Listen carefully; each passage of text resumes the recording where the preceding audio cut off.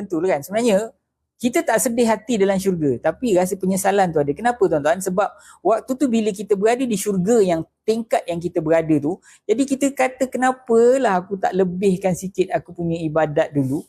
Ya, kalau aku lebihkan sikit dah tentu aku berada di syurga yang atas daripada aku ataupun yang lebih tinggi. Ya, itulah saya kata penyesalan ada. Tapi sedih hati, sedih tak adalah. Penyesalan tu memang ada.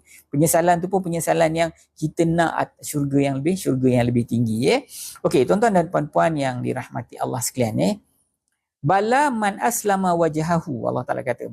Bahkan, sesiapa yang dia menyerahkan dirinya untuk Allah wa huwa muhsinun, dan dia melakukan kebaikan, falahu ajruhu inda rabbih.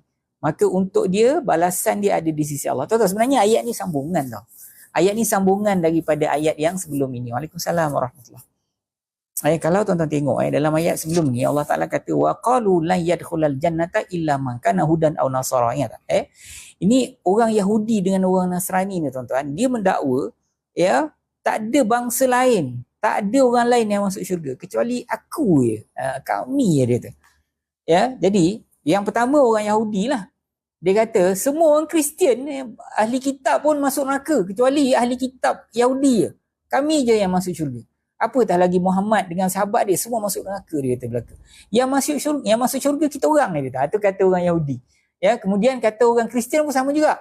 Yahudi ni Muhammad dengan saudara mara dia semua, keluarga dia, sahabat-sahabat dia semua akan masuk neraka. Yang masuk syurga kami je orang Kristian. Jadi ini dakwaan dia orang tu. Sebab tu Allah Taala sebut dekat dalam ayat sebelum ni. Wa qalu, dan mereka berkata, lan yadkhulal jannata illa man kana hudan aw nasara.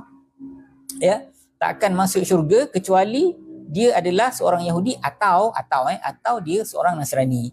Tilka amaniyuhum, kata Allah. Itu hanyalah angan-angan mereka. Amani ni maknanya angan-angan.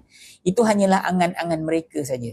Kemudian Allah Ta'ala perintahkan kepada Rasulullah, qul, katakan oleh engkau yang Muhammad kepada dia orang yang duk klaim macam-macam tu, hatu burhanakum. Ingat tak?